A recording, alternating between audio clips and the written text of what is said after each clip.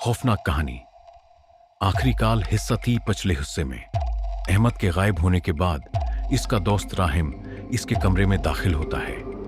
वहां उसे एक प्रासरार वीडियो और एक नामालूम नंबर की कॉल मौसूल होती है, जिसमें सनसनाती हुई आवाज कहती है, अब तुम्हारी बारी है। कमरे की लाइट्स बंद हो जाती हैं और दरवाजे पर किसी के कदमों की आहट सुनाई देती है। जब दरवाजा खुलता है तो राहिम के सामने एक सियाह बेशकल साया खड़ा होता है। राहिम का खौफनाक सामना दरवाजे के बाहर खड़ा साया आहिस्ता आहिस्ता अंदर है आने लगा। राहिम की टांगें कांप रही थीं, दिल जोर जोर से धड़कने लगा। वो पीछे हटते हुए दीवार से जा टकराया, मगर उसकी नजरें साए से हट नहीं रही थीं। फिर अचानक साया बिजली की रफ्तार से हरकत में आया और राहिम के सामने आ खड़ा हुआ। उसके कान में वही सरगोशी गूंजी, तुमने देख लिया ना, अब कोई वापसी नहीं। राहिम ने एक जोरदार चीख मारी, मगर इसी लम्हे कमरे की लाइट्स जल गईं और साया गायब हो चुका था। यह सब क्या था?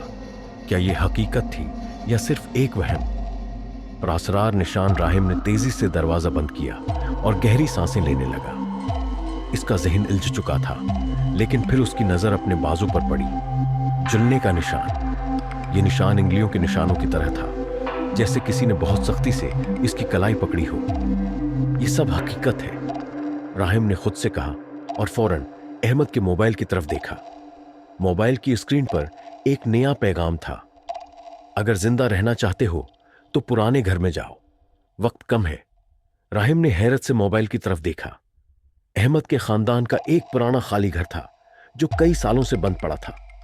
क्या अहमद वहीं था? खौफनाक सफर राहिम ने हिम्मत जमा की और अहमद के हमराह हो गए। इस पुराने घर जाने का फैसला किया।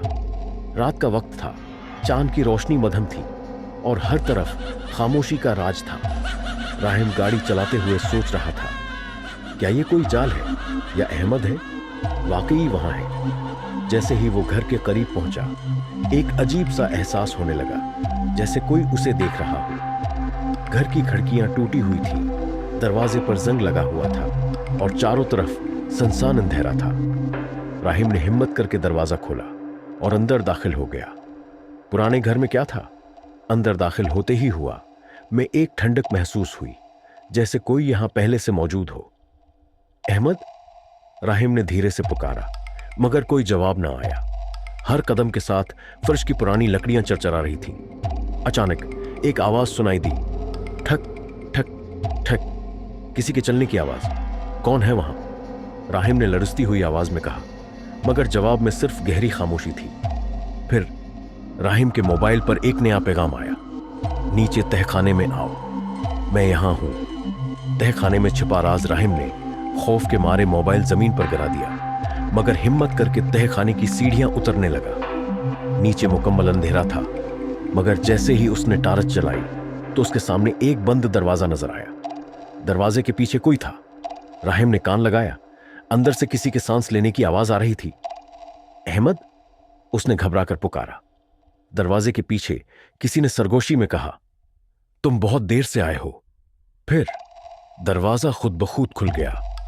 राहिम ने अंदर झांका और जो कुछ उसने देखा, उसकी चीख निकल गई।